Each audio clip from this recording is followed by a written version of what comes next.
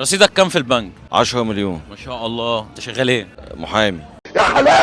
ما شاء الله ما شاء الله. المكتب بتاعك فين؟ طب انا هوري صورتك للي بعدك وهو يخمن بقى انت معاك كام في البنك. ماشي. تمام؟ ماشي. بص لهم بقى هنا. رصيدك كام في البنك؟ 600,000. طب هوريك صورة واحد صورت معاه قبلك. تمام. خمن كده يبقى معاه كام في البنك. اوكي ماشي. ده يلا يكمل 6000 جنيه. ايه؟ 6000 جنيه. ده معاه 6000 جنيه؟ اه اه. والله. طب نشوف اللي بعده يا جماعة. بص هنا بقى عشان اللي بعدك يقيمك.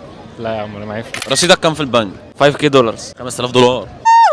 ما شاء الله. طب اوريك واحد قبلك تقول لي كده ممكن يبقى معاه كام في البنك. ده لا يا عم ده على الله، ده ميت ده شكله. ميت 7 مرات تقريبا. تعتقد يعني شكله لسه ما فتحش حسابه لسه ما فتحش اصلا. اه لا يا عم. طب اكتبوا لنا يا جماعه مين اغنى واحد شايفينه هنا معاه حساب في البنك. دونت وري اباوت اس. رصيدك كام في البنك؟ 5 مليون.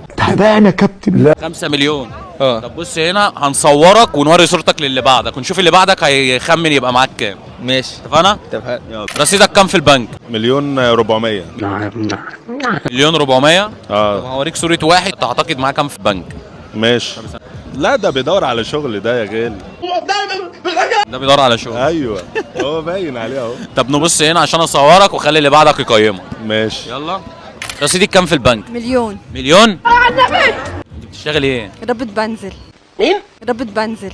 ربة منزل ومعاكي مليون في البنك؟ امال لو مش يبقى بتسرق جوزها يا جماعه. انا عارف. طب اوريك صورة واحد صورت معاه قبلك تخمني معاه كام في البنك. اه ده شكله مش معاه اي حاجة. يا ليل يا عيني يا ليل يا فقير. فقير.